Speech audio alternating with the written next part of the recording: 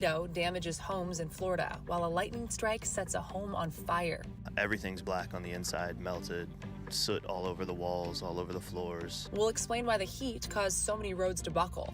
The expanding concrete can run out of room. And the impact the heat has on cows and their milk production. They're not eating as much, so they're not going to milk as much. Dramatic flooding in one Texas city that saw more rain in one day than the previous 6 months. Plus, a closer look at the turtle nesting season. Be out on the lookout for turtles, especially near roads when you're out and about in the next few weeks. From our nation's capital, this is the National Weather Desk. Well, good morning and welcome to the National Weather Desk. I'm Emma Withrow. Relief is finally arriving in many cities following this week's intense heat wave.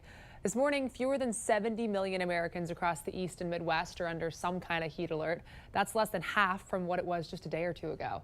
The biggest changes are in New England. 2 days ago, Boston hit a record 102 degrees. Today, it's barely going to get out of the 60s. Meteorologist Brian Van de Graaff is here with more. Brian, how's it going? It's going well, and you're right, at the very tail end of this latest heat wave. You can see these areas in the red and kind of purple color through the Midwest, right into the Mid-Atlantic, from New York down towards Virginia and the Carolinas. One more day of high heat with heat index values in the triple digits. Columbus, Louisville, Pittsburgh, D.C., down the Virginia Beach area, but it will start to break later today, and tomorrow some relief. But look, heat alerts all the way up from the Gulf Coast, all the way north to Detroit and Chicago and across portions of the East. But by tomorrow, these areas that are baking in triple-digit temperatures today may only be in the 70s to near 80 degrees. We will get a little reprieve, but more heat waves are sure to come before too long. All right, well, slight break in that, slight light at the end of the tunnel. Thank you, Brian. An apparent tornado significantly damaged several homes in West Tampa, Florida last night. Some of the worst damage happened in a mobile home park in Largo. There's no reports of serious injuries, but this happened during a severe thunderstorm warning. The storm also produced intense rain and hail. Just across the bay in Tampa, a lightning strike recently turned a family's world upside down. The strike started a fire in their home and killed one of their dogs. Annette Gutierrez has more on this tragic incident. Fear. Bad dream. Devastated.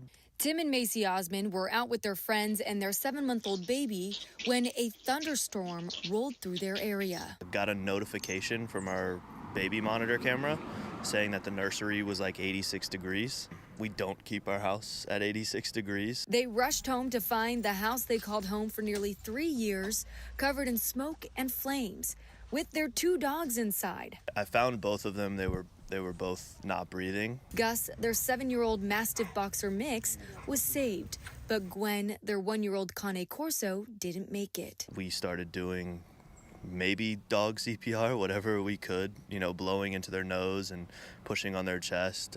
One of the pups did come back. All of a sudden I hear Macy screaming, "Gus is up, Gus is up." So yeah, he came back and then unfortunately couldn't get going. The cause reportedly from a lightning strike that sent a power surge through the house. They believe that the fan above the couch is what sparked and fell down onto the couch and lit the couch on fire. So while on the outside everything looks fine, the inside is another story. We have a 2-story house and everything's black on the inside, melted, soot all over the walls, all over the floors, over every item we own. They say money can replace the items they lost in their house, but it won't bring back their beloved Gwen. Our dog's their family. She's irreplaceable, so that one hurts. Just devastating. Earlier this week, more than a dozen people were hurt after lightning struck a popular lake in South Carolina. Many of the injured are children. Thankfully, everyone survived. Witnesses say the lightning appeared to come out of the blue. As meteorologist Riley Blackwell shows us, lightning can travel for miles, so it's always important to remain weather aware. And from the looks of it on radar, that lightning strike may have at least occurred 5 miles away from the core of that storm, which is a good reminder. You do not have to be directly under a rain shaft or close to a thunderstorm to be impacted by lightning. Lightning can strike miles away from the parent storm. Usually the rule of thumb is 8 miles, but I believe personally I've seen upwards of 15 miles away from the main core of that thunderstorm, especially summer storms with a big overshooting top. Now, if you've taken middle school or even elementary science, you know that lightning easily travels through water and metal. So try to stay away from water, wet objects, metal objects like fences or poles. And another interesting fact about lightning, lightning bolt is hot, about 50,000 degrees Fahrenheit, which is also 5 times hotter than the surface of the sun. So if you get directly struck by a bolt of lightning, you're not going to be having a good time. People across El Paso, Texas woke up to flooding Wednesday morning. Heavy rain overnight left roads across the city underwater. Several drivers were stranded. The water also flooded a lot of homes. The rain was very much needed because that part of Texas is listed in the most intense drought category. In fact, more rain fell yesterday morning than had fallen over the last 6 months. That wildfire burning in southwestern Utah is still 0% contained. It's now grown to over 8,000 acres, and Liv Keller explains why the next few days are going to be critical for firefighters. Sunday's cold front helped to calm winds and cool temps, but big picture for the rest of the week, we're warming back up and drying back out, with temperatures come the weekend pushing 90 degrees in Pine Valley. Incident meteorologist Sam Weber says they'd like to see overnight humidity at about 55%. Since the weather event that started this fire, humidity has only continued to fall. Those overnight relative humidity recoveries, which really helped the fire slow down, are still going to stay at a really low level. Again, when this fire was running, humidities here in Pine Valley were only recovering. We call them recovering because nighttime they come back up, and they were only recovering into the 20 to 25% range. And so through the remainder of this week, really our humidities are expected to only recover to about 25 to 30%. Winds are expected to pick back up to the 20 to 25 mile per hour range. Significant, but not nearly as strong as the winds that caused this fire to spread in the first place. Turning back to the intense heat, earlier this week we showed you many cases across the Midwest where roads buckled as the temperatures rose. Now, meteorologist Audrey Lee shows us what causes that to happen. When the heat cranks up, so does the pressure on the roads. Literally. When temperatures rise, concrete expands. Our roads are built with joints to absorb that motion. But when temperatures get as high as they did over the weekend, the expanding concrete can run out of room. With nowhere to go, the slabs push against one another and the pressure forces the pavement to crack upwards. That's called a heat buckle. This usually happens when our air temperatures sit at 90 degrees or higher for several days. Buckles can happen anywhere, but they're most common on older roads or highways which see heavy traffic. There were more than 50 reported road buckles across the state over the weekend. When summer heat peaks, road crews are on high alert. And in Pennsylvania, cow farmers are working to keep their milk-producing bovines healthy when it's hot. Grace Ruffalo's outside Harrisburg with more on this. They're warmer than we are, and they produce a lot of heat, so they do get stressed easily. 55 cows in 90-plus degree weather may sound like a bad mix, but the Destiny Dairy Bar is well prepared with huge fans and sprinklers. The way we have it set up is there's different zones, and each zone stays on for about 30 seconds, and then it's at a 5-minute interval. But like people, these cattle don't exactly feel active during a heat wave. They're not eating as much, so they're not going to milk as much. They don't eat, they don't rest, they don't lay down. Amy says she keeps a close eye on the cow's milk production every day. You'll be able to track their milk production, and you'll see their average milk production, and then you can tell whether it's deviated, whether the milk production has gone way down. But could lower milk production have an impact on dairy prices? I don't think so. I think the heat, we expect some days like this in the summer. What it will be is a little bit of a dip in the milk production, and then we'll be fine. For all the latest weather news and video, be sure to follow us on social media. Just search the National Weather Desk on your favorite social media platform, or just scan the QR code in the bottom left corner of your screen. And coming up on the National Weather Desk, it's snapping turtle nesting season in Wisconsin. We'll show you why the recent weather could mean a boom in babies this year, and why officials in Maine are warning beachgoers to stay out of the water.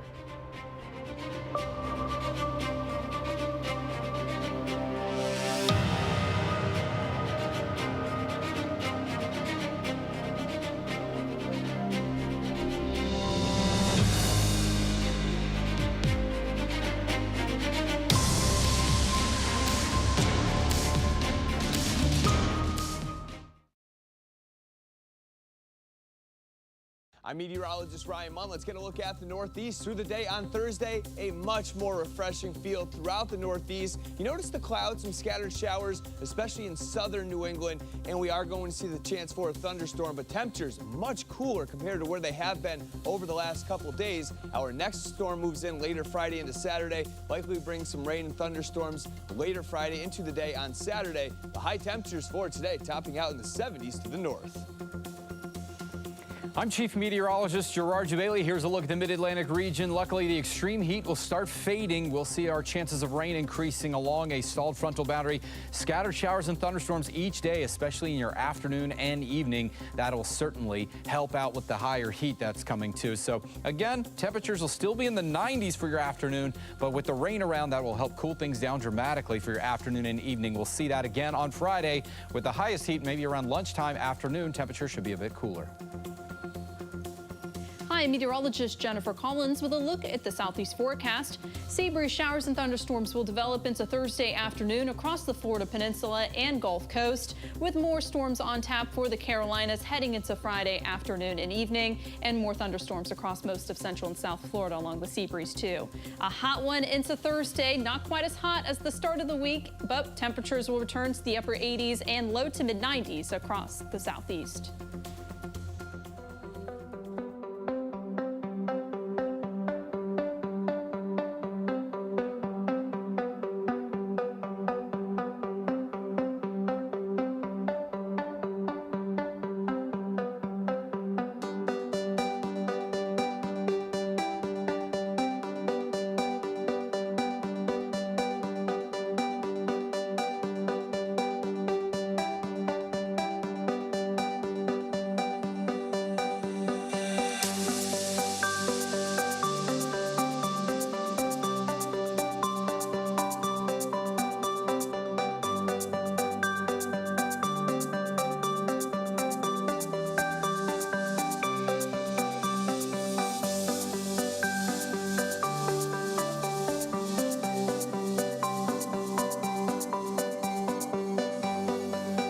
Weather Window, presented by the National Weather Desk.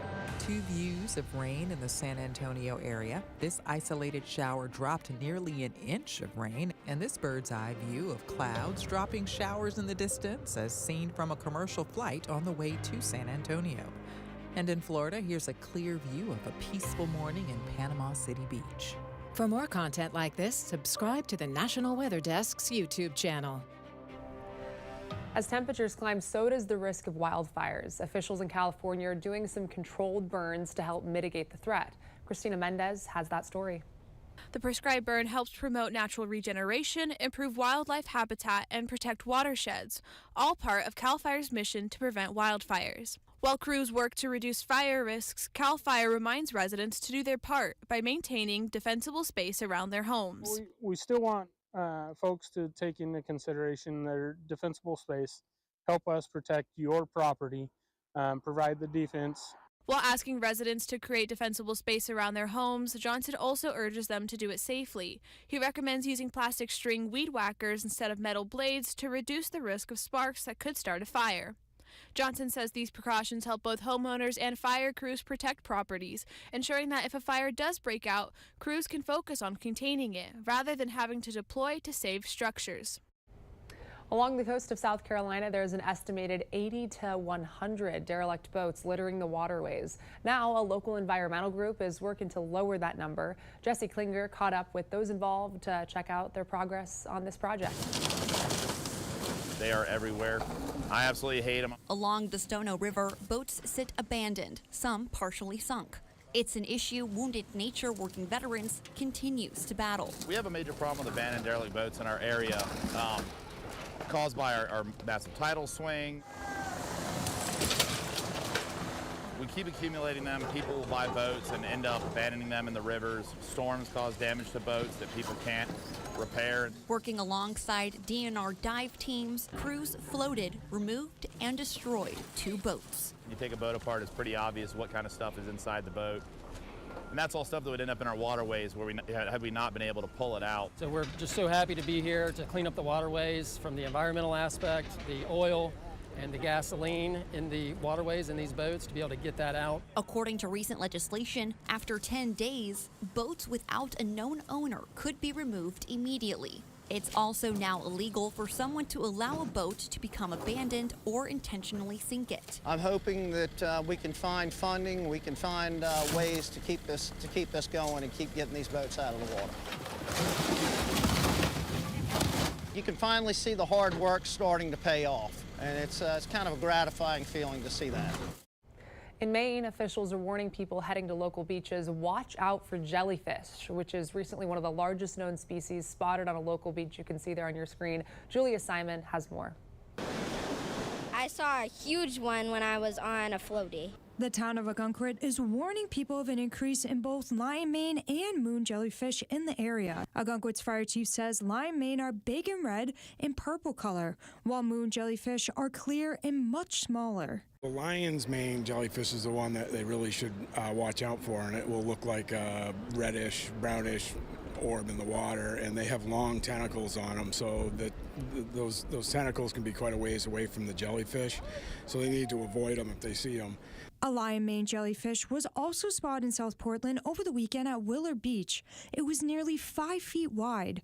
Officials say if you see one on the sand, let a lifeguard know and they will safely help it back into the water with a shovel. One woman says she's been visiting Maine beaches for years and was shocked to see these jellyfish, but knew not to touch them. It was one of those, oh, what is that? Is that going to sting me? Type of a feel. And then the people around me explained a little bit more, and I just kind of observed, let it be in its own habitat, because that's what you do, right? You don't go poking and picking at it. A lifeguard on Ogunquit Beach who has worked there for the past 8 summers says she's never seen so many lion's mane jellyfish there and agrees you should stay away. If you do happen to touch one, we just say to remove any tentacles that may be on you that cause the stinging, and then clean it, wash it off, and apply ice packs. The town's fire chief says these jellyfish can sting you even if they are dead, so it is best to leave them be. It's snapping turtle nesting season, and turtles all across Wisconsin are laying their eggs. David Go spoke with an expert to learn more about the season and the egg-laying process. Well, at this time of year, we are seeing snappers in particular, snapping turtles that are coming out of the water and onto land to lay their eggs. Brad Garrity from Thousand Islands Environmental Center. A lot of people see them out and about here is because they actually come away from the water and they prefer just about the right kind of unique blend of temperature and consistency of the soil to be able to lay those eggs. Turtles like to lay their eggs on flat, open areas like this, and this type of surface is perfect because then they can cover their eggs with sand to protect them from predators. Now these turtles are around, but not everywhere. My photographer and I spent 3 hours looking for these elusive snapping turtles, but didn't find any. So we turned to a librarian who was called into animal rescue duty last Thursday. So I came out here, I saw it, it saw me, I could tell. I came towards it slowly, and I noticed it was kind of up against the wall here, and so I didn't want to startle it. So I kind of came up behind it, and I noticed it was in the no parking zone. So I didn't want it to get a ticket. Scooped it up, took it way down there by the mill, and dropped it off at the water's edge. So like James Burvin, be out on the lookout for turtles, especially near roads when you're out and about in the next few weeks. It was a sight to see a moose on the loose in the middle of Colorado Springs. Now that 650-pound animal is safe after an unusual rescue operation. Paige Reynolds has more. A 650-pound bull moose cooling off under the summer sun after wandering a little too far from home. We have a lot more moose in Colorado than people know. This one found its way into Cottonwood Creek Park, hiding near the water in a busy urban area. There's lots of willows down there, there's water, perfect place for moose to be. But it wasn't a safe place to stay. Officers immobilized the moose, cooled her down, and then faced a massive task, getting her out. It took like 5 or 6 folks and a 12,000-pound winch to get her up the side of the creek, up to the truck area and then into the trailer. This isn't where you'd expect to see a 650-pound moose taking a stroll through Colorado Springs. The moose was transported west to a remote area of Teller County, far from neighborhoods and heavily trafficked trails. Wildlife officials say dogs are often what set moose off, and encounters can turn dangerous fast. A dog to a moose is a predator, and they don't like that. If that moose pins its ears back and wants to go somewhere and comes towards you, run. Get out of the way, because the moose will not stop. Parks and wildlife officers say if you see a moose in an urban area, call them immediately. Do not try to approach, feed, or photograph it up close. And time now for a short break, but first we're going to take to the skies over Shenandoah National Park.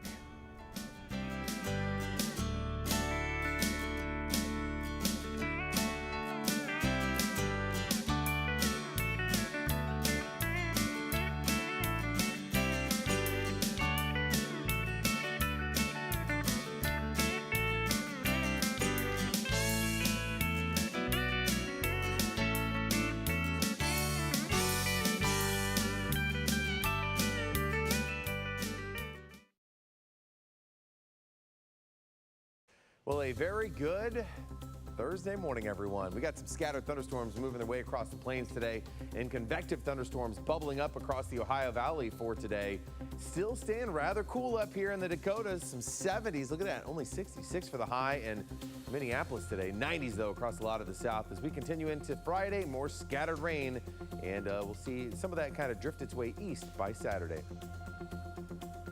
Good morning, I'm meteorologist Alex Garcia. Here's a look at your regional weather. Our friends in Amarillo waking up at 67, 70 out toward El Paso. A little steamy right up along the coast from New Orleans all the way down into Brownsville. We'll continue to see tropical moisture move again, and that means more scattered showers all the way out throughout the state, even up into Oklahoma. So look for a little bit of rain.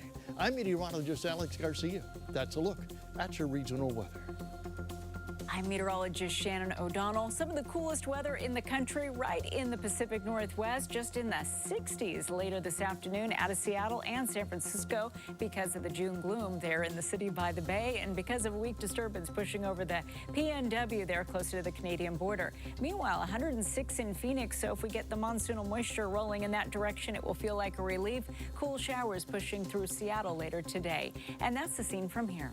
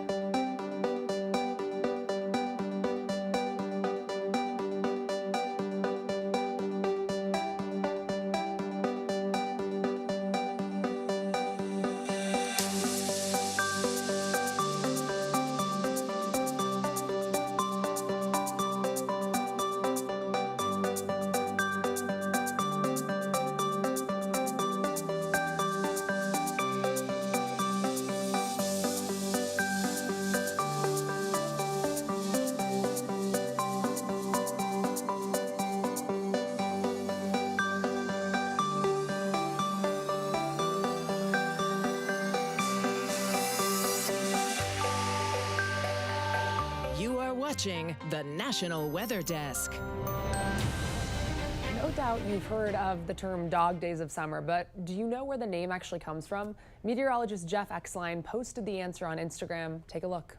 When exactly are the dog days of summer? First off, it has nothing to do with dogs being hot. Rather, it gets its name from the dog star Sirius, which is the brightest star in our sky.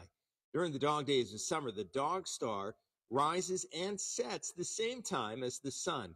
Now, the ancient Greeks and the Romans thought it was the power of these two stars that were responsible for all the summertime heat, but they were barking up the wrong tree. On July 23rd, Sirius and the sun rise in sync. So 20 days before and after are known as the dog days of summer, running from July the 3rd to August the 11th. Okay. If you're looking for more weather content like this, be sure to follow us on social media. We post all of the latest content from our team of meteorologists across the country. So to find us, just search the National Weather Desk on your favorite social media platform or scan the QR code on the bottom left corner of your screen.